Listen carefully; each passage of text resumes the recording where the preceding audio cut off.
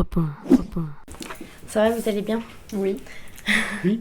Oui. Oui. Tout va bien. On n'a pas eu la fève, mais bon. Ouais. Bon, c'est pas grave, hein. La prochaine fois, faut revenir. Nous reviendrons. Ok, alors Magali, Oui. tu es danseuse, chorégraphe, comédienne et plasticienne. Tu travailles avec Frédéric, qui est auteur, photographe et directeur artistique de la compagnie Zoetrope. Cela. Vous avez une pluralité de disciplines qui se croisent dans vos chemins, dans vos parcours, dans votre identité. Est-ce que vous pouvez me raconter votre parcours et qui vous êtes justement? Qui commence? Vas-y, Je commence. comme tu veux, vas-y. Je sais pas jamais par où démarrer en fait ce type de questions. J'ai commencé mon parcours par la danse, le dessin, le théâtre, et j'ai toujours mélangé en fait les médiums. J'ai fait l'école Jacques Lecoq, j'ai également fait l'école du Samovar à Paris, et après je suis partie en Belgique pendant 13 ans, où j'ai eu une compagnie de danse-théâtre, où on faisait des performances, on faisait des spectacles pour enfants, de la marionnette. Donc déjà, je maniais en fait plusieurs disciplines.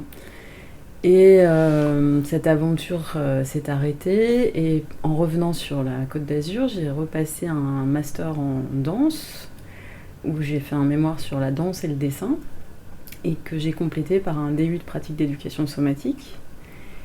Et donc, de fil en aiguille ou d'aiguille en fil, j'ai croisé sur mon chemin Frédéric Paschini, qui est donc auteur photographe, qui venait de finir un gros projet à Vence qui s'appelle Tandem. Et depuis 3 ans, on mêle nos travaux. Ça a démarré d'abord par plutôt une intervention sur les photographies de Frédéric par le dessin, où j'ai dessiné du hors-cadre, et la première exposition s'appelait Le bal de la rose, qui c'est donc a été exposée en décembre 2017. Et puis de fil en aiguille, moi je continue avec mon fil et mon aiguille, et j'ai commencé à proposer des performances en lien avec les photographies. Donc plus tard dans l'année, il y a eu aussi une exposition à Tourette sur les faucheurs de lavande. Et je ne sais plus si j'avais fait une performance pour ça, mais je me souviens plus. Je crois pas. Non, mais on a commencé à se dire, est-ce que je pouvais interpréter les images par la danse dans des espaces et des lieux d'exposition. Et j'ai à la fois travaillé à partir des photographies de Frédéric, mais aussi avec d'autres plasticiens ou d'autres artistes des arts visuels.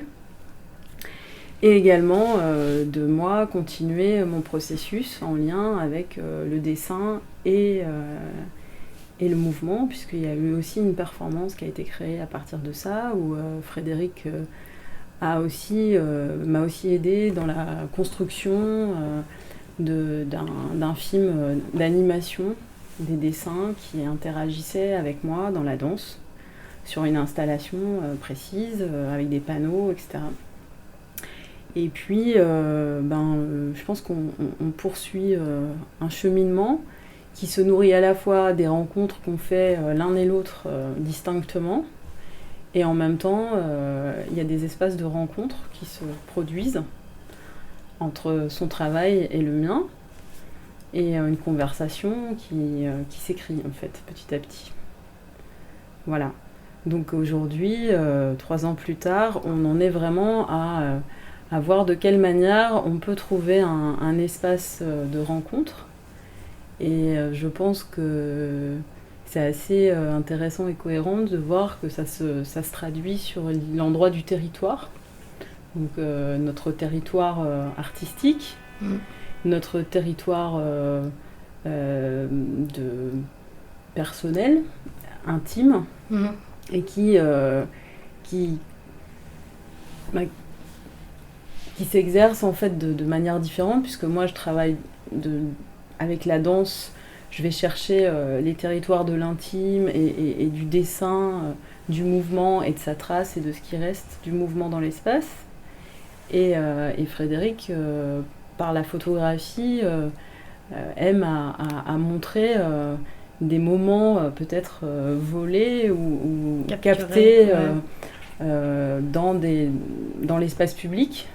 Et donc on aime bien aussi jouer avec cette idée de l'instantané qui ne se reproduira plus jamais, puisque c'est pas un moment défini ou créé de manière intentionnelle en fait.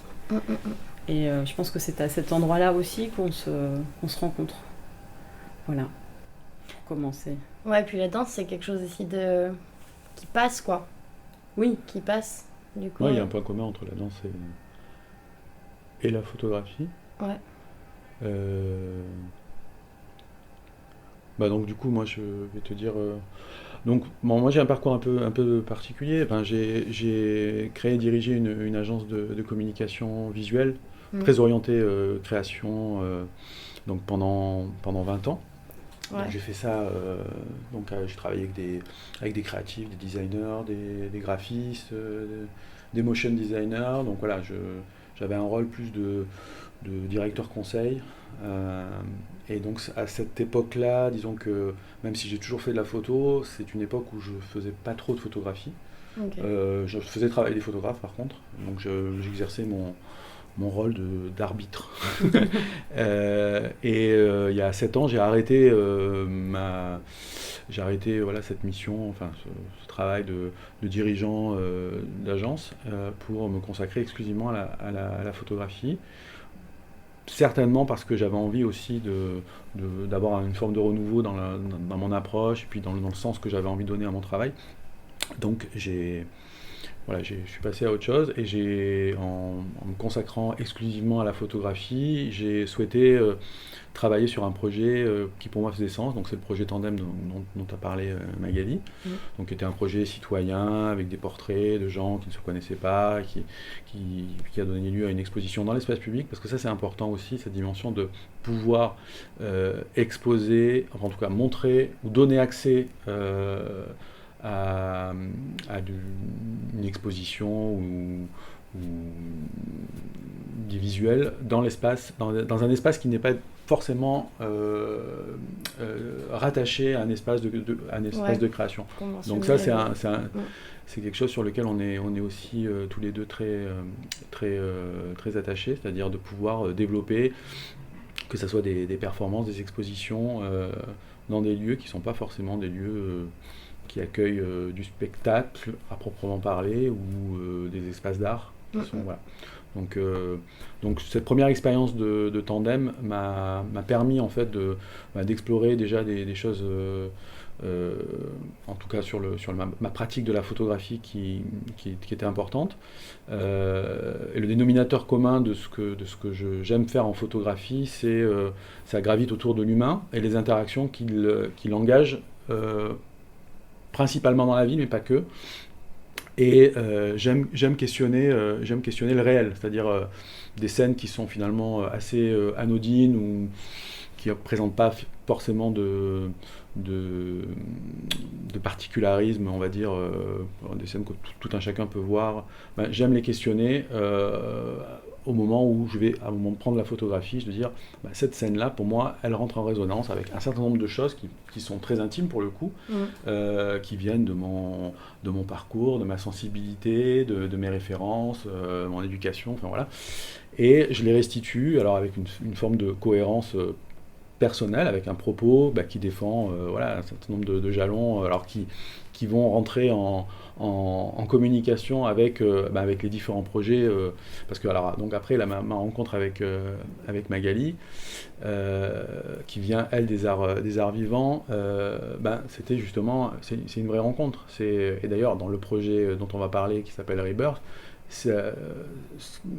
la question qui sous-tend, enfin la pierre angulaire du projet Rebirth, c'est quand même la question de la rencontre. C'est-à-dire, c'est comment deux artistes arrivent ensemble à créer un projet ensemble, sachant que chaque individualité et ben voilà, à son parcours, à ses expériences, etc. Et comment on arrive à co-construire quelque chose dans lequel à la fois on se reconnaît, mais en même temps on apprend aussi à remettre en cause le statu quo, à se remettre aussi un peu en danger, explorer. Voilà, c'est cet échange bijectif, bilatéral qui se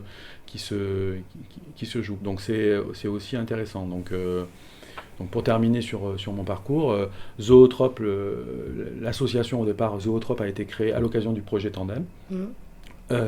Et a continué.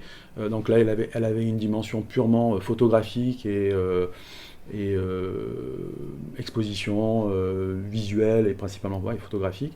Et la rencontre avec Magali a permis de l'ouvrir vers les arts vivants et la conjugaison de l'aspect art visuel, art vivant, qui fait aujourd'hui qu'on a pu proposer à la fois des performances dans l'espace public, des expositions qui mêlent photographie, mais des performances dans des musées, des performances aussi, des spectacles dans des lieux alors d'exposition, comme le musée de la photographie, comme il y a eu plein d'expériences, et également notre capacité aussi à pouvoir, parce que ça on y est très attaché, c'est-à-dire à ouvrir un champ autour de la transmission, c'est-à-dire de pouvoir intervenir soit dans des espaces associatifs avec des associations de terrain, dans des quartiers plus ou moins sensibles, avec lesquels on travaille avec des jeunes, mais des jeunes ça va de 8 à 18 ans. On a eu plus petit. On a eu plus petit, voilà.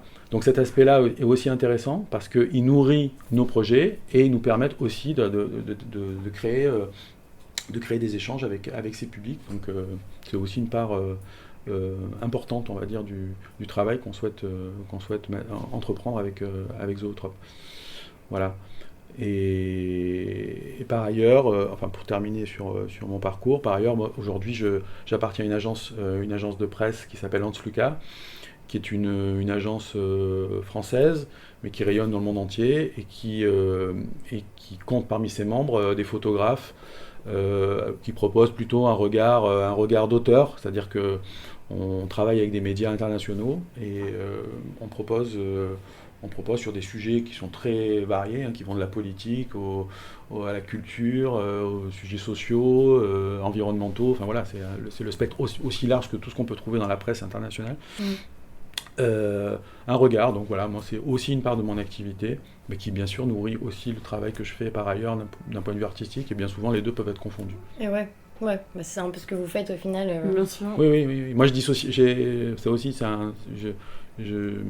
j'aime ne pas forcément trop dissocier. Alors il y a des travaux de commande, bon ça on sait, voilà. Mais après dans l'acte de création, que ça soit faire un reportage pour un sujet quel qu'il soit, la dimension artistique elle est omniprésente, c'est-à-dire le regard que je vais porter sur le monde et sur le réel, et après ce que j'ai envie d'en restituer, il y a forcément un parti pris artistique plus ou moins assumé, mais qui est quand même... Une empreinte, quoi. Oui, une empreinte, clairement. Ouais. Clairement. Et ça, c'est quelque chose que j'ai envie, que j'aime à défendre dans le sujet. Puis c'est rigolo, vous rendez hyper accessible de plein de manières, et vous avez plein de cordes à votre arc au final, parmi toutes ces disciplines, tous ces regards qui se croisent, toute cette évolution que vous faites, même par rapport aux jeunes, du coup... Oui. En fait, on a ajouté une petite phrase à Zoetrope qui nous semblait judicieuse par rapport à ce qu'on a envie de raconter. On a dit c'est Zoetrope, le regard en mouvement.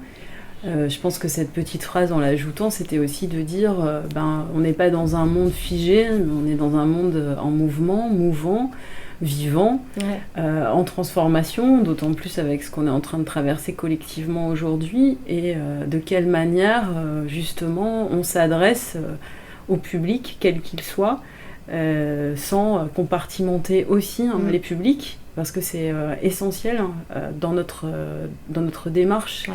Et je pense qu'on a aussi un parcours l'un et l'autre qui quand même est construit de cette manière-là, c'est-à-dire qu'on a toujours été, chacun à son endroit, ouvert aussi à tout type de public, et pas juste un public dans un théâtre, etc., mais vraiment de se dire, de se donner la liberté aussi de ce champ des possibles, de l'espace public, qu'est-ce qu'on en fait et qu'est-ce qu'on, voilà, comment on rencontre aussi l'autre dans cet endroit-là. Ouais. Parce que l'art doit être partout et non pas juste dans un espace défini dans des cases, au préalable. C'est beaucoup de cases au final. Et voilà. puis, là, après, c'est intéressant aussi parce que ça permet de mettre en lumière ou de mettre en valeur certains lieux et que c'est aussi un temps aussi intéressant. Mais ça s'annule pas ou ça se... Voilà, c'est un tout. En fait, ça s'enrichit normalement. Ça ne doit pas s'opposer en fait. Ouais. Voilà.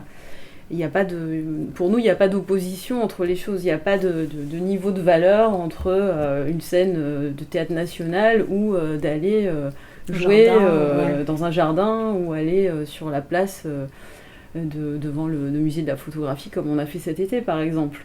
Parce que l'art, en étant partout, on touche aussi tout type d'individu qui, en faisant ses courses, va croiser quelque chose et ça va laisser une empreinte.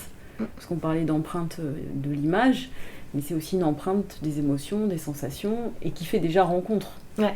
Et de faire la démarche de pousser la porte d'un musée pour aller voir ou une photo ou des tableaux, ça demande déjà une démarche en soi, de la part d'un individu. Or, si déjà on lui donne un petit peu l'envie, on peut se dire qu'à un moment donné, il prendra lui-même l'initiative de pousser la porte d'un théâtre ou d'un musée. Ouais. Donc c'est aussi comme ça qu'on se place, c'est-à-dire que l'art est vivant, c'est pas un truc muséal fermé. Ça va pas que dans un sens, quoi. Voilà, c'est ça. Et on n'impose pas non plus, on n'impose pas une forme, on propose. Je pense que pour moi, c'est des mots très importants, d'être dans une proposition. Ouais. Et l'autre en face, il a le droit de pas forcément y adhérer, mais c'est pas grave, c'est intéressant justement, même. Ouais. Parce que nous, ça nous fait avancer. C'est ça qui est intéressant. Elle est là, la rencontre. Elle n'est pas dans proposer pour avoir obligatoirement l'assentiment du spectateur. Il n'y a pas de contrat d'adhésion dans voilà. Non, mais voilà. On propose et puis... Vous disposez. Et voilà, le public, voilà. Ce qui est le plus riche pour nous, c'est quand, par exemple, quand on a fait la performance Aïe, où Frédéric a proposé un mash-up de 25 minutes, c'est ça à peu près, 20-25 minutes, qu'il y a un dispositif avec le public qui est enfermé dans un carré, comme un ring de boxe un peu, et qu'il est contraint d'être face à l'image. Et que moi, pendant ce temps-là, je tisse avec mon fil, me revoilà avec mon fil, et que je relie les gens les uns avec les autres, et que je le fais de manière très, très sympathique et très agréable, et qu'après, à la fin de la projection, ils sont tous noués ensemble. Eh bien, ce qui est intéressant, c'est de voir avec le public et de parler avec eux des sensations qu'ils ont pu ressentir. Et ça, c'est très riche pour nous, parce que nous, on le fait de manière instinctive, on propose ça parce que c'est un questionnement qu'on a par rapport à la valeur de l'image, à la place de l'image, à quel endroit on la met, cette image, dans une société où il n'y a que des images, et comment elle est aussi, elle peut nous phagocyter ou nous enfermer. Donc on veut questionner ça, mais après, la manière dont on le propose, on ne sait pas comment le public va interagir par rapport à ça, et c'est ça qui est intéressant. Ouais. Nous, on le fait d'instinct. On propose ça d'instinct parce que ça nous paraît juste.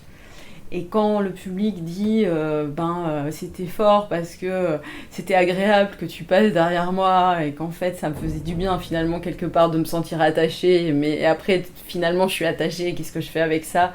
Ou finalement à la fois pour certains c'était désagréable et pour d'autres ça leur faisait du bien d'être attachés avec l'autre. Je trouve que ça raconte beaucoup. Ouais. Y compris sur la vie privée. Voilà. C'est clair. Ah d'accord, t'es comme ça toi. Ok, bon très bien. Hein. Mais on apprend à se découvrir quoi, tout ça. Ah bah ouais. Voilà, mais ça crée des liens. Oui, c'est ça. Tout. Mais oui, ça questionne aussi le réseau, puisque aujourd'hui on dit qu'on est en réseau, on est à les réseaux sociaux, les réseaux ci, les réseaux ça, les réseaux l'autre. Mais oui, mais et si on se retrouve tous dans la même pièce, comment on est les uns avec les autres à ce moment-là, même si on se connaît pas? Est-ce qu'on va parler? Est-ce qu'on va s'autoriser à dire des choses, à ressentir, etc. Moi, je trouve que de plus en plus, j'ai envie de poser la question, elle est où l'autorisation? Et comme on nous enlève énormément de liberté, ben, c'est quand même intéressant en tant qu'artiste de poser la question, et alors, on s'autorise quoi? Donc en fait, on est plus dans une démarche à questionner finalement. Il faut resituer le contexte, c'est que la performance on l'a fait en 2018 à l'occasion d'éclairage public, donc ici au 109, et la commande, on nous a demandé de faire une proposition artistique autour de la question donc des 50 ans de mai 68, c'est-à-dire 50 ans après, qu'est-ce qui reste, voilà.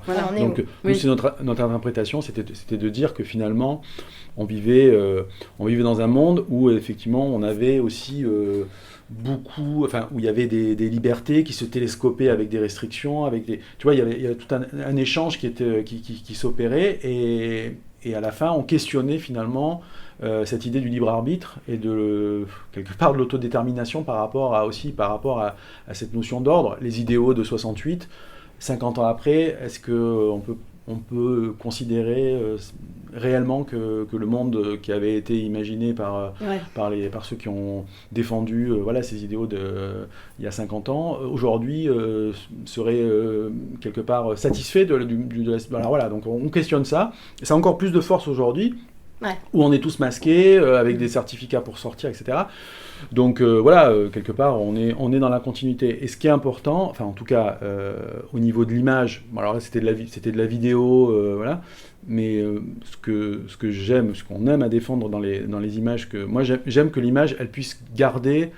Alors Roland Barthes, qui a beaucoup écrit là-dessus, lui il parle c'est l'idée du souvenir durable, c'est-à-dire que tu vois une image, et cette image, quelque part, tu te dis, mais tiens, c'est bizarre, soit j'ai l'impression de l'avoir déjà vue, soit elle me fait penser à des choses qui révèlent un truc un peu dans mon inconscient. Et cette notion de durabilité ou de persistance de l'image, moi, ça c'est un truc qui m'intéresse.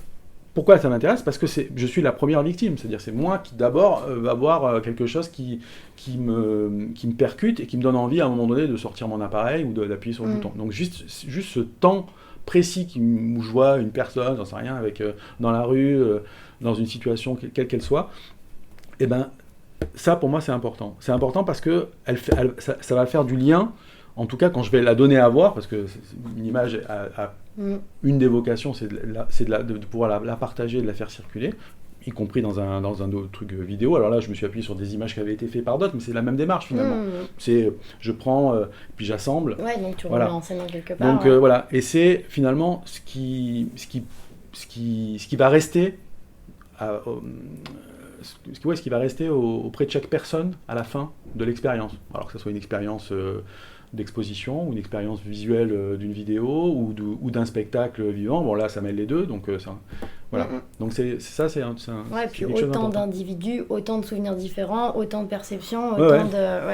Moi, je me positionne un peu de la même manière, mais avec le médium, effectivement, du corps et de la théâtralité et de la dramaturgie que j'y mets dedans, puisque quand je fais des performances, j'écris aussi. Souvent, je suis amenée à faire la bande-son, ou on fait la bande-son de manière...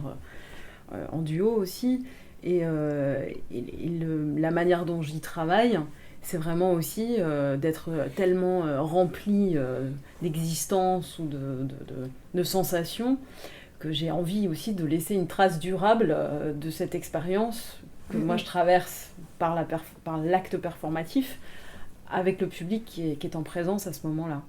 Et ce qui est beau, c'est quand il y a vraiment cette interaction qui se passe, et elle se passe souvent, parce que ça demande effectivement toute une démarche au préalable par rapport à vraiment la manière dont moi je travaille le corps, et comment ce corps va se mettre en vie à un moment précis, où il y a une écriture, mais tout n'est pas écrit à l'avance, mais j'ai des points d'entrée. Et j'aime bien travailler sur cette force de la présence, et je pense que cette force de la présence, je continue à la perfectionner comme un peu un artisan, Depuis que j'ai eu la chance d'aller dans le Buteau, aussi en Belgique, de faire des expériences avec une chorégraphe qui s'appelle P. Vermersch, où on était 17 danseurs à performer dans la rue, dans le froid, le vent, la pluie. Et on restait 4 heures comme ça, et on continuait à danser 4 heures, 5 heures, et plus on était dans la danse, dans la ville, sur les marchés, dans des endroits qui ne sont pas au départ destinés à des espaces de danse. Et surtout l'idée d'être dans la performance, puisque rester 3 heures, 4 heures, puis alors plus les jours avançaient, plus on restait de temps sur les lieux, mais on n'avait pas l'impression qu'on restait tout ce temps-là. C'est l'endurance. Il y a cette histoire d'endurance que te transmet vraiment cette pratique de la danse Buteau, et qui est très fort, parce que ça va vraiment chercher et puiser au plus profond de toi ta présence au monde, en fait. Et c'est un peu ça que j'aime partager quand je fais des performances, c'est oui, vous êtes présent au monde, pas plus moi que vous, et de pouvoir jouer avec ça et le partager avec le public. Et donc là aussi, ça va laisser une trace. Alors après, selon le vécu de chacun, plus ou moins, voilà. Mais en tout cas, moi, je me mets dans cette disposition-là quand je le fais. Parce que ça, je trouve que c'est une force aussi de se dire que voilà, on est vivant, et qu'on est quand même issu quelque part d'un miracle. Hein, c'était pas gagné à l'avance. Donc de s'en souvenir et de pouvoir le transcrire par la poésie, par le corps, par par une action performative, moi ça m'enrichit beaucoup dans ce processus-là. Voilà. Et ça nourrit après l'écriture sur des projets qui sont plus, on va dire, traditionnels. Je veux dire, un spectacle où il y avait vraiment une écriture et qu'on va répéter plusieurs fois les mêmes formes, et qui est un travail différent. Bah oui, complètement. Mais ça nourrit vraiment beaucoup, en fait. Voilà. Ok. Vous avez été sélectionné en 2019 par le comité de sélection de l'Entrepont pour mener une résidence accompagnée. Votre projet s'appelle Rebirth, double jeu. Oui. Il mêle, à votre image du coup, exposition et performance, art vivant et art visuel. Vous pouvez me parler des enjeux un peu de ce projet, des intentions qu'il y a derrière? Tu parlais tout à l'heure de rencontres, justement. Bah oui, par rapport, parce que le projet, quelque part, il naît de la rencontre avec Magali, d'une première performance que Magali a réalisée dans le cadre d'un festival de poésie en 2017, avec lequel elle performait dans la ville dans le village de La Gaude, avec un manteau. Alors c'était un peu un ange de poésie, donc elle avait un manteau fait de cartes marines, et elle déambulait dans la ville et elle accompagnait les différentes performances et animations artistiques qui avaient lieu à l'occasion de ce festival de poésie. Et donc moi j'ai documenté ça par la photographie à cette époque-là. Et de cette interaction entre ce qu'elle faisait et des photos que j'ai pu réaliser, ça nous a, de manière assez intuitive, amené à nous positionner sur un travail commun, sur la question donc, de notre identité d'artiste, de notre manière. Alors au départ, c'était pas forcément quelque chose qui était destiné à être un spectacle, et c'est ce qui fait aussi la singularité du projet Rebirth, c'est que c'est avant tout une somme d'expériences qui se sédimentent les unes aux autres, avec toute la complexité de la sédimentation de deux personnes qui sont différentes et qui portent pas forcément le même regard sur les choses a priori et au départ, mais qui apprennent au fur et à mesure de la réflexion et de la confrontation des idées à faire converger des choses, et en tout cas à les remettre en jeu, voilà, vraiment, quoi. Donc de cette première expérience en 2017, c'est suivi d'une deuxième expérience dans une librairie, donc à l'occasion d'un festival c'était quoi? C'est un festival de création, oui, ouais, de création qui avait lieu dans plusieurs espaces assez ouverts d'ailleurs, donc, dont une grande librairie à Nice, et où Magali a performé aussi sur une première vidéo que j'avais créée de manière assez empirique, je dois le dire, sur la thématique effectivement de la carte, de l'identité, de la mémoire, voilà. J'ai fait une proposition à Magali de manière très spontanée. Magali a quasiment découvert, enfin, pas quasiment, elle a découvert la vidéo le jour de sa performance. Donc elle a performé sur quelque chose que finalement elle ne maîtrisait pas complètement, mais voilà. Et de cette première expérience, on a dit, tiens, ça c'est intéressant, on va essayer de structurer un peu plus ce point de vue sur nos deux disciplines, sur aussi toutes les composantes qui concourent à notre travail de création. Magali pour la danse, le côté aussi, puisqu'elle vient aussi des arts plastiques, et puis moi sur la photographie, la vidéo, les arts visuels, le son, qui a aussi une part importante, même si je ne travaille pas dans le son, mais a priori, à un moment donné, on se pose aussi des questions de savoir quel type de... Enfin, on mène une vraie direction artistique aussi sur la musique, sur ce qu'on a envie de traduire dans ce projet. Et donc, après cette deuxième expérience dans cette librairie, on a dit, ça serait pas mal d'en faire, non pas un spectacle, mais quelque chose qui relève de l'expérience. Donc, alors aujourd'hui, on l'appelle projet expérience, je sais pas, c'est difficile, un projet hybride, expérientiel, qui... voilà. C'est-à-dire que quand on l'a joué dans la librairie, on l'avait appelé double jeu, parce qu'en fait... Alors jeu, J-E. Oui, double jeu, J-E, parce qu'en fait, ça partait de... Moi, je me suis préparée à cette expérience de plonger dans la vidéo en me nourrissant de Valère Novarina et de son texte qui s'appelle « Je suis ». Et puis en écrivant aussi un autre texte qui était diffusé dans la bande-son.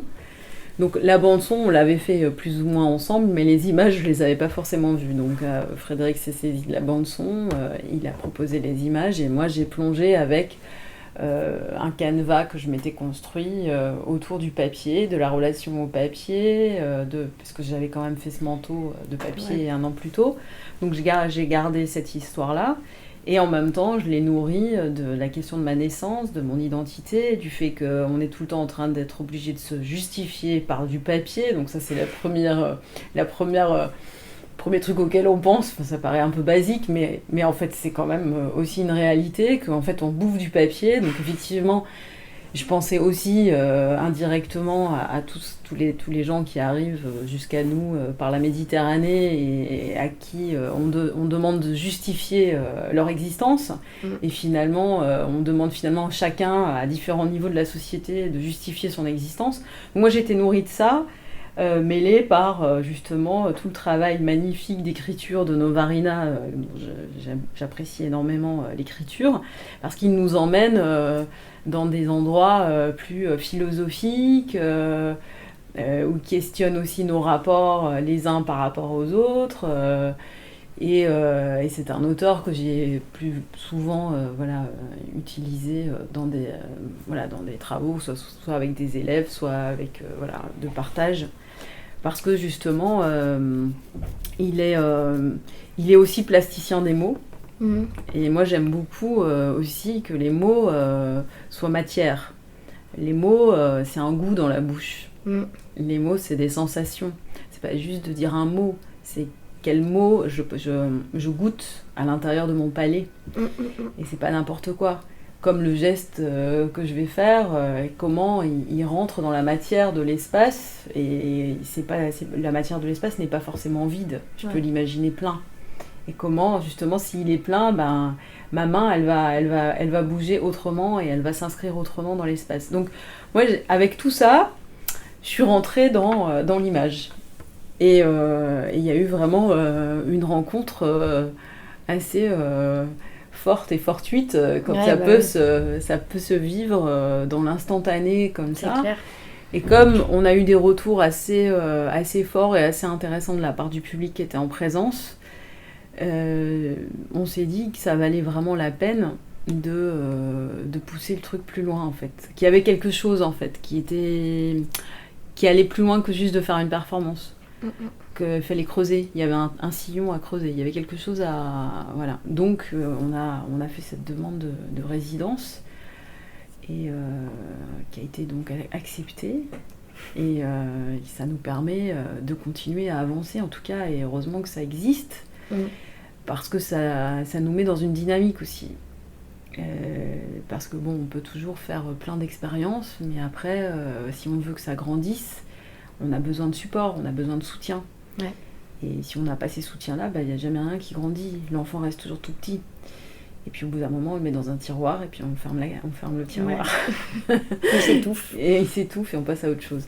Et donc là, c'est bien parce que ça nous porte, ça nous permet aussi de donner confiance à la structure Zoetrope, d'interpeller à d'autres endroits, de repenser aussi d'autres projets, d'autres questionnements, mais qui finalement rentrent en conversation aussi avec ce projet-là. Donc je pense que ça donne une cohérence en fait à ce qui est en train de s'écrire.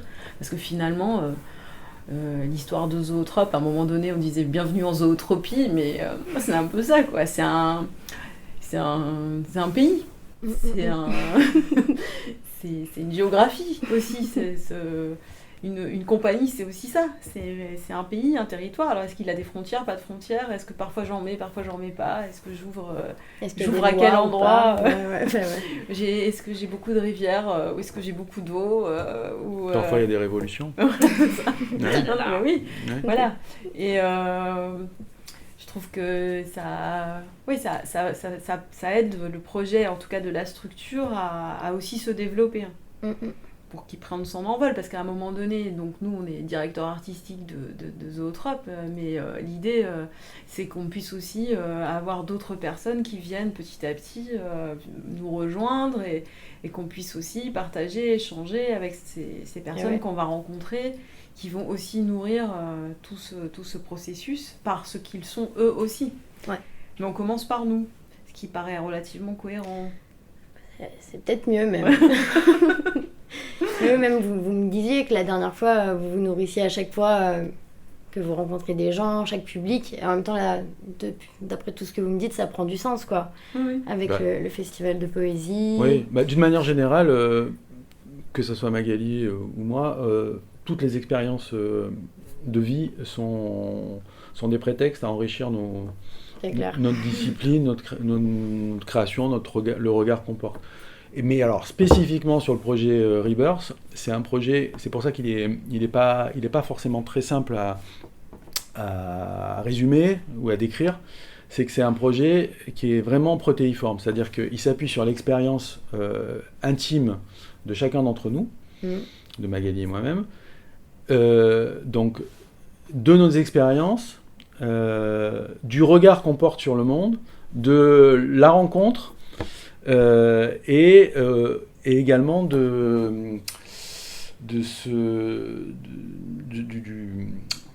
rapport qu'on a envie aussi de donner par rapport à cet acte de création. Alors c'est un peu confus quand je le dis comme ça, mais c'est-à-dire que on voulait pas faire, ça je te l'ai dit au départ, on voulait pas forcément faire un spectacle où les gens sont assis, regardent un écran avec Magali qui danse. Ouais. Il y aura ça, mais on voulait pas qu'il y ait que ça. Et idéalement, on aurait aimé que finalement on soit dans un espace qui soit complètement déstructuré, avec des choses qui s'opèrent, etc. Donc on a trouvé un... Pour l'instant, parce que voilà, la vie est longue, pour l'instant on a trouvé un compromis qui consiste à dire, on va faire rentrer le public dans un espace où il va vivre une expérience, et l'expérience c'est du son, c'est tous les sens, les sens, peut-être même le toucher aussi, ouais. Donc tous les sens qui vont être mis à contribution, visuel, olfactif, auditif, tactile, et on va donner à voir un peu le parcours aussi de réflexion, du parcours de recherche qu'on a mené avec Magali, donc bien sûr dans une scénographie bien pensée. Ouais. Voilà. Et donc ça va être le premier acte, on va dire, de ce qu'on montrera à la sortie de la résidence. Et le deuxième acte, ça sera le spectacle en tant que tel, c'est-à-dire avec une projection, avec Magali qui danse, et puis avec des choses qui vont interagir. Donc c'est ces deux hémisphères-là qui doivent le plus possible cohabiter entre eux dans ce qu'on a envie de montrer, avec toutes les composantes qui nourrissent. Voilà. Donc notre manière de nourrir ces deux parties viennent, comme je l'ai dit, c'est-à-dire de nos expériences, mais aussi de voyages, par exemple. Tu vois, la dimension on a fait plusieurs voyages. Il y a des voyages très immédiats dans notre quotidien, mais il y a des voyages. Bon, voilà, on est parti en Roumanie, on est parti au Maroc, on a rencontré des gens, on a aussi récolté des choses qu'on a gardées en nous, mais on a aussi récolté des choses de manière très pratique, comme tu le fais là, c'est-à-dire avec un magnéto, on a interrogé des gens, on a pris bien sûr, on a documenté des photos, etc. Et tout ça participe de la réflexion dans le projet Rebirth. Alors c'est pour ça que à un moment donné, bien sûr, on va avoir une colonne. Il y a une colonne vertébrale dans le projet, mais cette colonne vertébrale, elle n'est pas droite, elle est alambiquée, et parce que tous les deux, on a aussi des questionnements qui nous sont propres et qu'on ne peut pas réduire uniquement par une seule manière de le traiter. Donc forcément, dans la restitution de ce qu'on va montrer, c'est toujours un peu complexe. Voilà. Ouais, puis c'est une rencontre aussi, alors forcément de personnes, d'art, et c'est aussi, vous amenez aussi, je trouve, moi, le public à rencontrer comment ça se construit, quoi, toutes ces choses-là, parce que cette déambulation, enfin, cet acte 1 et cet acte 2, en tout cas, montrent une espèce de chronologie, comment vous avez nourri, comment... Ça vient effectivement des questionnements qu'on peut entendre au niveau institutionnel, que ce soit dans les universités, etc., où on questionne comment l'artiste, c'est quoi son processus artistique, puisqu'on est tout le temps dans cette démarche-là aussi, où l'artiste, il n'est pas en justification, mais bon, parfois c'est limite, sur vraiment, il est obligé de justifier le pourquoi, du comment, etc. Or, le pourquoi du comment, est-ce que c'est vraiment un acte artistique de justifier l'ensemble, puisqu'en fait, on ne peut parler de ce qui est existant qu'à partir du moment où ça existe. Et à quel moment ça existe? Et à quel moment ça existe? Au moment où ça se formule et que ça se concrétise aussi de manière formelle. Donc là, à partir de là, c'est beaucoup plus évident d'avoir du recul et d'en parler. Mais je pense que là où on a envie de jouer aussi, c'est de se dire, vous voyez, pour créer, il y a plein de circonvolutions, il y a rien qui est inscrit, c'est pas, on part pas d'un point A pour aller à un point Z, ça n'existe pas ça en fait. Ça c'est la machine, mais la création de la poésie, elle s'écrit pas de cette manière-là. Si on partait d'un texte existant avec une pièce, etc., on aurait un cadre déjà, un canevas, mais même là on peut interpréter comme on veut. Là l'exercice il est différent, et surtout dans cette aussi questionnement de se dire oui, c'est quoi de se mettre en démarche de ou en processus de. On l'est tout le temps en fait. Ouais, c'est des résonances. On est tout le temps en train de, même si on n'est pas dans la salle pour travailler, même si on n'est pas en train de répéter, en fait ça circule en permanence parce que les questions, ça va se faire là aujourd'hui quand tu nous interroges, parce que ça va réinterroger des choses chez nous, donc forcément ça va nous permettre de peut-être rendre les choses plus précises dans notre discours. Chaque rencontre aide à préciser en fait.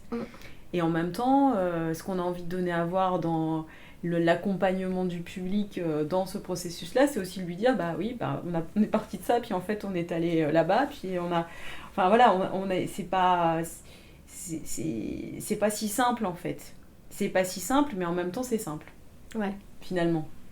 Et que chacun d'entre nous, êtres humains, on a cette potentialité et cette capacité de s'émerveiller de ce qui nous entoure. Ouais. Quelle que soit la chose qui nous entoure. Ça, c'est aussi ce qu'on a envie de partager, tu vois. Je crois que ça, c'est super important. qu'on peut s'émerveiller d'un rien. Parce que Ah ça, ouais. on l'oublie. Et en faire beaucoup de choses. Et en faire beaucoup de choses. Voilà, donc ça, c'est un peu ce qu'on tricote. Je Ouais. recommence avec mon fils. T'as besoin de tricoter, Magali. Et pourquoi vous l'avez appelé Rebirth? Alors, ça, c'est justement un des sujets de nous Non, deux. c'est pas forcément sujet. Non, Rebirth, parce que c'est Renaissance. Ouais. Alors, la Renaissance, ça a un sens symbolique aussi qui est plutôt fort quand même. Hein. Quand on parle de Renaissance, ça veut dire que quelque part, on est soit un peu mort et qu'on renaît. Ouais. Et alors on renaît de plein de manières. On renaît individuellement, on a tous les deux des parcours différents, mais on renaît à partir du moment où on dit j'ai fait quelque chose dans ma vie et puis je fais quelque chose de différent, donc je réinterprète aussi, voilà.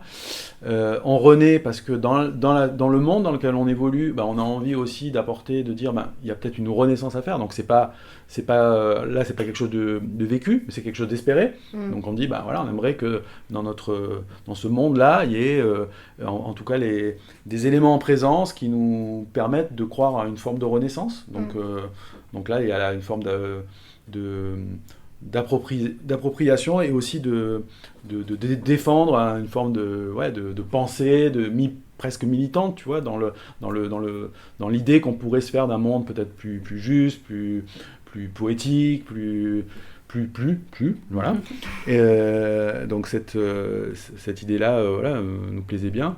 Et la respiration, hein, parce que Rebirth, c'est aussi respirer aussi. C'est donc quelle nouvelle respiration on peut avoir dans un monde qui est extrêmement connecté, numérique, etc. Et quid du vivant, donc de nous en tant qu'être vivant, puisque voilà, et qu'on est en train on est dans la grosse machine à laver d'une nouvelle révolution dans laquelle on est de fait, et comment on va transformer ce qui se passe au mieux, et pas forcément se laisser... Avant de lancer le programme Essorage, quoi. Ouais, c'est ça. Avant de... Voilà, c'est ça. Ne pas se laisser... tu vois, comme au moment de la Renaissance, où c'était... ça a été un moment où à la fois il y avait des grandes découvertes scientifiques et en même temps il y avait l'obscurantisme. Donc si tu veux, il y a des parallèles, il y a des similitudes, il y a des choses qu'on peut... voilà. Il n'y a pas que nous qui le disons aujourd'hui, hein, bien évidemment. Donc ça participe de notre réflexion. De toute façon, toutes les réflexions circulent, tu vois, les discours, voilà, donc ça rentre en nous, ça ressort. C'est une des vocations de l'art, quoi. C'est à un moment donné de questionner aussi voilà. le monde dans lequel on vit, et puis voilà, après... Et d'autant que nous, avec cette proposition artistique, on est aussi dans cette question, puisque moi je manie plutôt sur le vivant, avec Frédéric qui est sur l'image. Ouais. Donc forcément, à quel endroit chacun a la bonne place aussi. Donc c'est aussi de ne pas tuer l'un au profit de l'autre, etc. Donc c'est à quel endroit on trouve l'équilibre en fait. Et cette histoire d'équilibre, il est très très très présent aujourd'hui, puisqu'on sent qu'on est en train de traverser le déséquilibre, très fortement. Peut-être c'est la première fois qu'on sent aussi fortement ça, parce qu'on a tous les outils pour le sentir aujourd'hui. Ouais. Enfin, on a une conscience. C'est-à-dire qu'on a accès à de la connaissance. Le pote.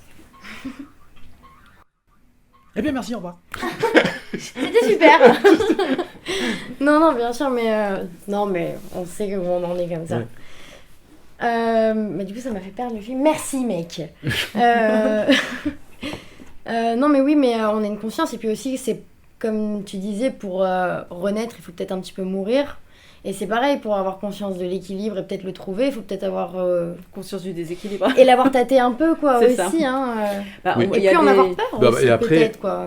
Après, je veux dire, le projet, il est né, on va dire, en 2017, mais la notion de rebirth, de renaissance, tout ça, je veux dire, ça fait des années qu'on se rend bien compte qu'on est dans un monde qui est quand même... qui marche un peu à l'envers, tu vois. Qui est dans l'effondrement, en fait. Ouais, voilà, l'effondrement d'un monde. Voilà, Ça enfin, je veux collapse. dire, entre... Ouais. Sans forcément parler de... Mais en tout cas, il y a des choses qui sont latentes, visibles. Si on ne parlait que du dérèglement climatique, enfin, tu vois, ou des problèmes d'écologie, de rapport entre l'individu, d'injustice, de déséquilibre. Aussi, hein. Voilà, et puis des pensées qui sont complètement, erronées, dépassées. Ouais. Voilà. Donc toute cette réflexion-là, je veux dire, bon, elle est présente, on va dire. Enfin, elle infuse en profondeur la société depuis des années. Mais voilà, donc nous, quelque part, elle nous télescope aussi, tu vois, de cette manière. Alors après, c'est qu'est-ce qu'on fait de ça ? Est-ce que c'est juste quelque chose qu'on... Non, nous, ce qu'on a envie, c'est de défendre aussi un propos qui n'est pas que, on va dire, c'est pas qu'un propos militant, c'est avant tout un propos artistique, et puis c'est aussi un propos, parce qu'il y a une dimension qu'on a envie aussi d'explorer, c'est aussi de travailler aussi sur le décalage, tu vois, le décalage, c'est-à-dire aussi le côté aussi qui peut être dérisoire dans l'acte de création, c'est-à-dire que c'est pas que sérieux, quoi, tu vois, parce que quand ça devient trop sérieux, c'est plus sérieux. Ouais, c'est pas sérieux. Voilà. Non, mais Voilà. Donc il faut aussi qu'on apprenne aussi à... Enfin, nous, c'est un exercice que j'aime faire, Magali aussi, mais peut-être un peu moins que moi, mais c'est pas grave, c'est intéressant aussi de travailler sur ce point de jonction entre nous, et justement d'apporter un regard un peu, une certaine distance par rapport à ce qu'on est en train de vivre, ce qui ne veut pas dire que ce qu'on dit n'a moins de poids, mais au contraire, ça permet aussi peut-être de le montrer sous un angle différent. Voilà. Enfin, en tout cas, ça c'est une composante qui est importante dans le travail qu'on fait là. Oui, là, si je peux rebondir sur ce que tu dis, je trouve ce qui est intéressant, c'est qu'aussi, pour dire aussi par rapport à ce que j'ai dit tout à l'heure, sur la conscience aussi qu'on a, nous, de là où on se situe l'un et l'autre individuellement, dans notre parcours d'être. C'est ce que j'allais dire. De personnes, en fait. Où effectivement, peut-être que parfois, moi je peux être un peu frileuse ou avoir cette histoire du regard de l'autre parce que par une éducation artistique qui a été contraignante, etc. Donc ça c'est le parcours et je ne suis pas la seule dans ce cas-là et qu'effectivement si j'arrive à dépasser ça, je peux aussi du coup témoigner de ce dépassement qui est absolument... nécessaire parce qu'après tout nous ne faisons que de l'art mais en même temps l'art est indispensable. Voilà. C'est clair. Donc il y a beaucoup comme on est dans un pays qui défend la culture etc mais qui peut-être depuis plusieurs années le défend de manière trop justement théorique et avec beaucoup de mots. Ouais.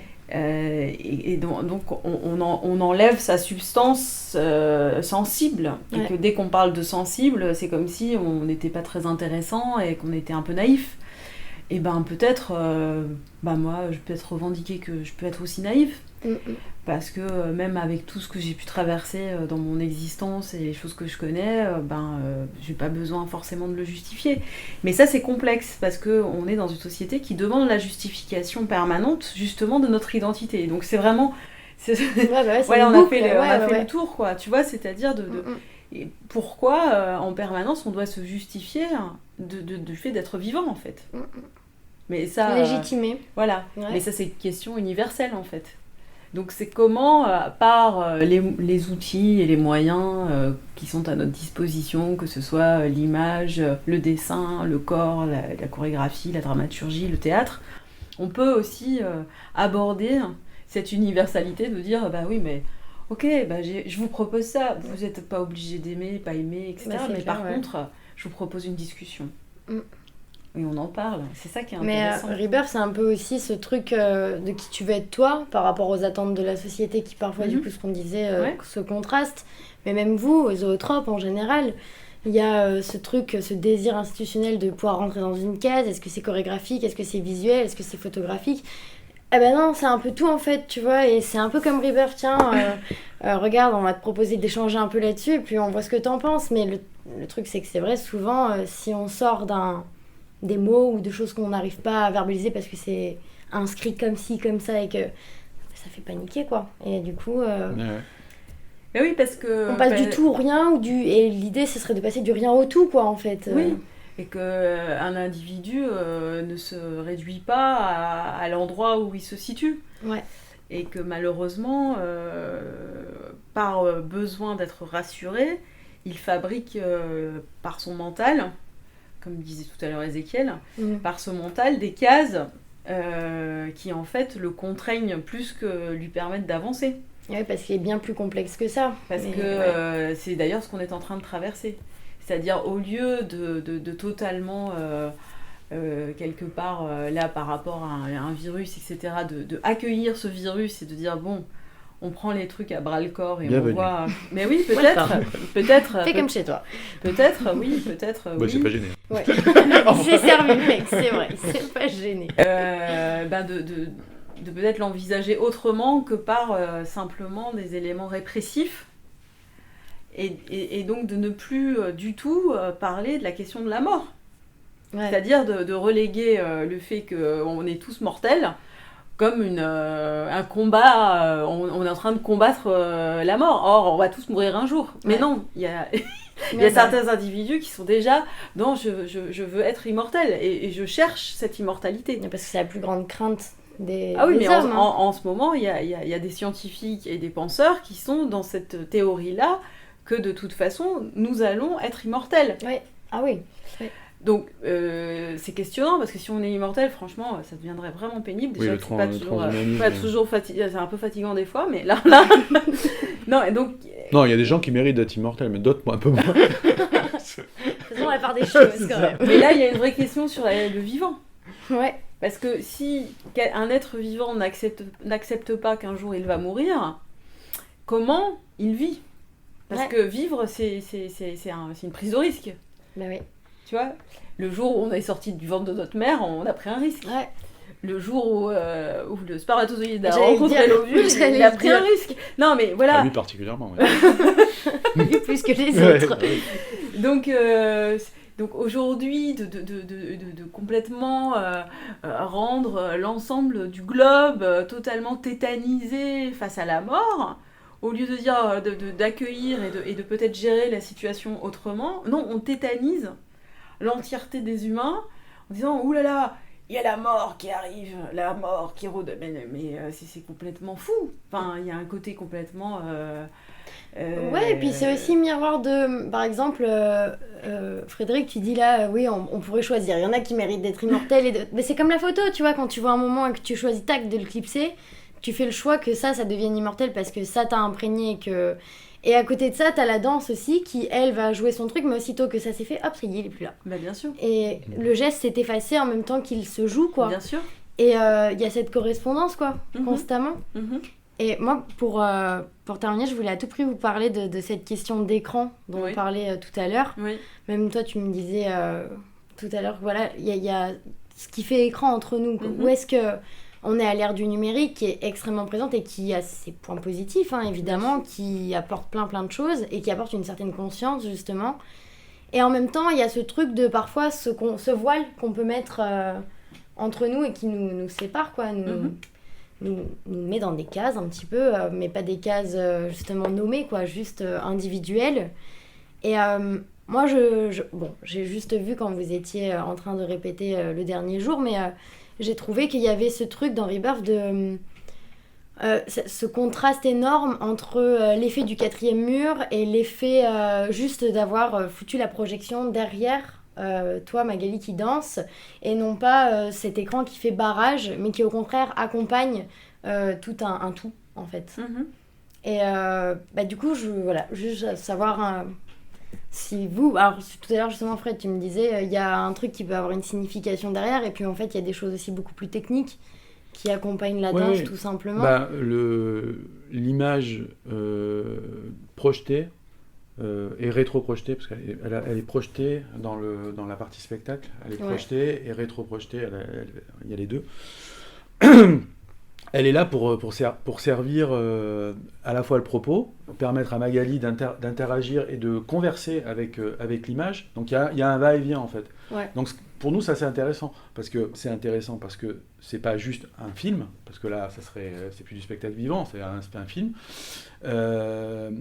C'est les deux, c'est-à-dire que c'est de l'image qui est préalablement réalisé dans des contextes différents, en extérieur, etc., qui est retravaillé en plus avec d'autres textures, de matières, de dessins, de cartes, et c'est reprojeté sur un écran, c'est aussi rétro-projeté sur un autre écran, et Magali interagit avec ça. Donc voilà, le tout, ça fait une espèce de chantier. Ouais, un vrai échange, une interaction en tout cas entre ces différents médiums qui, à la fin, doivent arriver à créer une forme d'harmonie, enfin en tout cas quelque chose qui nous ressemble. Voilà, ça c'est le challenge qu'on a envie de faire. Et après, bon, la question de l'écran, pas écran... Ouais, ça c'est un vrai débat. Enfin, les écrans, c'est autant quelque chose qui t'émancipe que quelque chose qui peut t'asservir. Donc après le débat, il peut être très long. Oui. Voilà. Mais au niveau des arts, moi je trouve que ce qui est important là où il faut qu'on soit vigilant. Et là, je rejoins il y a une émission France Culture avec le conservateur du musée du Louvre qui raconte que des gens viennent au musée du Louvre et trouvent que certains tableaux ont pas la bonne couleur parce que la reproduction qu'ils avaient vue sur Internet est beaucoup plus... non, mais je veux dire... On arrive à cette question-là, donc ça l'a questionné en fait, puisque là ils sont en train vu que le musée est fermé, donc ils passent leur temps à numériser toutes les œuvres, à faire que ça devienne des documents pédagogiques, etc. Qu'il y aura forcément, ils sont obligés de s'adapter, donc il y aura des visites certainement autres que ce qui se fait aujourd'hui. Mais en même temps, ils questionnent aussi le fait que finalement, est-ce que... au lieu de venir avoir un rapport intime avec une œuvre quand on va au musée, puisque quand on va au musée, on peut décider d'aller voir juste un tableau et on passe le temps qu'on a envie devant ce tableau. Et c'est quelque chose de très intime. Et puis, il y a la dimension aussi de l'œuvre, qui n'est absolument pas la même chose que de le regarder sur un écran, un écran, etc. Donc, il était questionné, et moi, ça m'a interpellée, était vraiment questionné cette histoire de format, de sensation, d'émotion. Alors nous, si on a connu les musées, hein, on sait, on a eu l'expérience aussi réelle d'aller au musée, de ressentir, d'être dans les espaces. Et là, la question, c'était de se dire, et alors, le rapport à l'espace, il se trouve à quel endroit à partir du moment où tout ce que j'ai pu voir se fait que sur un écran, pour des personnes qui ne sont jamais allées dans un musée, ou jamais allées voir quelque chose en réel, et que ça se passe que derrière l'écran, et que du coup, l'écran, au lieu d'être un élément qui, à ce moment-là, serait positivant, devient un mur. Et donc là, on construit des murs, en fait. Et par rapport à ce qu'on travaille, moi je trouve ça intéressant parce que finalement, là avec Rebirth, dans les répétitions, tu vois, je commence à arracher le papier, donc j'arrache aussi quelque part l'image pour peut-être exister au-delà de l'image. Ouais. Mais peut-être que aussi j'ai envie d'avoir une conversation avec elle, donc est-ce qu'elle va continuer, me répondre? Qui va gagner? Mais c'est un peu... Vous le saurez. Prochain épisode. Voilà, c'est un peu ça. Non, mais au-delà de ça, je trouve que voilà, c'est des réflexions importantes à avoir aujourd'hui. Par exemple, on a participé au Festival des Inclassables qui s'est passé au mois de décembre. Je devais jouer mon solo Origine. On ne pouvait pas le faire, donc... on a décidé collégialement, chaque compagnie a fait une proposition d'un objet vidéo. Et nous, c'est vraiment attelé à faire un objet vidéo. C'est-à-dire que ça ne ressemble pas au spectacle. On a vraiment... Frédéric est allé vraiment chercher les images qui l'intéressaient par rapport à ce solo. On a fait faire une musique spécifique aussi, parce que ça allait être diffusé sur YouTube, et qu'à partir de là, ça veut dire que il y a aussi des droits, etc. Donc, là, quand c'est dans le cadre d'un objet qu'on fabrique spécifiquement pour être sur Internet, pour être sur la toile, et que à ce moment-là, on sait pourquoi on le fait, hein, et qu'on arrive quand même à ressentir des sensations, bon, là, on va dire qu'on est dans un exercice qui est vraiment un exercice de création. Ouais. Mais si après, on se contente de ça pour montrer du vivant, et qu'on fait juste de montrer des captations du vivant, et qu'à partir de là, il y a de plus en plus une frontière, des frontières qui se construisent par strates comme ça, et qui donc empêchent d'atteindre l'émotion ou la sensation que tu ne vis nulle part ailleurs qu'en étant dans une salle de spectacle ou dans une expérience, ou tu vois, autre que dans une salle de spectacle, mais une expérience sensible. Ouais. Et ça, il faut qu'on soit vigilant. Parce que ce qu'on est en train de vivre depuis 1 an, avec la fermeture des lieux, des musées, des salles de spectacle, etc., il y a tout un pan du public qui déjà ne fréquentait pas les lieux de spectacle, qui vont encore moins fréquenter les lieux de spectacle quand ça va réouvrir. Et c'est pour ça que je dis qu'il va falloir aller les chercher, c'est-à-dire aller à leur rencontre réellement pour dire mais non, mais le sensible, ça fait partie de nous, de notre universalité, de ce qui fait qu'on vit en société. Ça se vit. Ça se vit. Et ça se vit pas derrière un écran. Parce que si ça se vit que derrière un écran, ben à ce moment-là, ça peut se vivre aussi derrière un écran. Oui, parce que mais on n'est plus dans le... Si les gens sont plus jamais dans le réel. Et la manière dont c'est construit. Voilà, tout dépend. C'est sûr qu'un spectacle de danse, il faut le vivre physiquement. Mais si tu n'as pas la possibilité de le vivre vraiment physiquement, parce que c'est impossible, à moindre mal, c'est de le vivre au moins par... Idem pour un tableau, d'ailleurs. Je veux dire, celui qui ne peut pas aller dans un musée, vaut mieux qu'il voit un tableau, une sculpture, un machin, au moins sur un écran, plutôt que rien du tout. Tu vois, plutôt que rien du tout, à choisir, autant... voilà. C'est aussi ça la vocation de... Mais effectivement, rien ne remplace... Bon, alors, sur un musée, c'est plus discutable, parce que finalement, est-ce que... entre voir une œuvre sur un écran et la voir en vrai, bon, c'est vrai que c'est mieux de la voir en vrai, mais... On peut discuter de ça, mais sur du spectacle vivant, là par contre, d'accord. Mais... non, mais je préfère. Non, mais je préfère voir dans tous les cas quelque chose en réel qu'en virtuel. Mais dans le spectacle vivant, la question se pose pas. Elle se pose que si il y a une crise sanitaire et qu'on dit soit on annule le festival, soit vous le voyez via YouTube dans votre salon. Mais donc on dit on va choisir cette option-là parce qu'elle est provisoire et puis qu'on espère que on va vite sortir. Mais je pense que je comprends ce qui te dérange. Moi, il y a un peu parfois cette idée de rayonnage qui m'apparaît avec cette chose ce transfert qu'on fait. Et il y a pas mal de monde qui fait ce transfert-là parce que, comme tu dis, une crise sanitaire se montre à nous et faut agir, quoi. Mais au bout d'un moment, t'as l'impression que, on est un peu avec les plaquettes de beurre et le lait fermier, tu vois. Le danger, c'est qu'on généralise la pratique, c'est qu'on se dit, finalement, c'est quoi la valeur ajoutée d'un spectacle vivant ? Est-ce que finalement, c'est pas plus mal de... Enfin, tu vois, je vais voir si le trait, mais est-ce que finalement, c'est pas... Ça coûte moins cher, tu vois, une vidéo, vous êtes dans votre salon, il n'y a plus de salle de spectacle. Non, mais ce qui est très ça peut être un danger, mais moi je pense que c'est ça. Moi je pense qu'il faut être vigilant par rapport à ça, parce qu'effectivement, c'est la question de rassembler les êtres. Oui. Et l'important quand même, c'est aussi, c'est comme un rituel. Aller au spectacle, faire la démarche de sortir de chez soi, d'aller au spectacle, d'aller voir quelque chose dont on ne sait pas. Donc ça, c'est un rituel. Si on perd ce rituel, on perd vraiment cet instant que nous partageons à un moment T, tous ensemble, à regarder une proposition d'un autre être qui nous fait une proposition.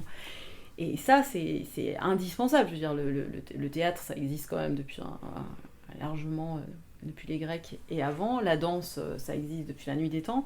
Donc il y a quand même un besoin chez l'être humain de rassembler.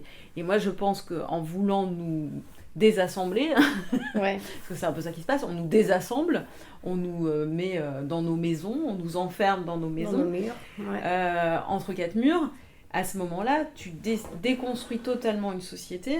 Or, la société a besoin de l'ensemble. Ouais.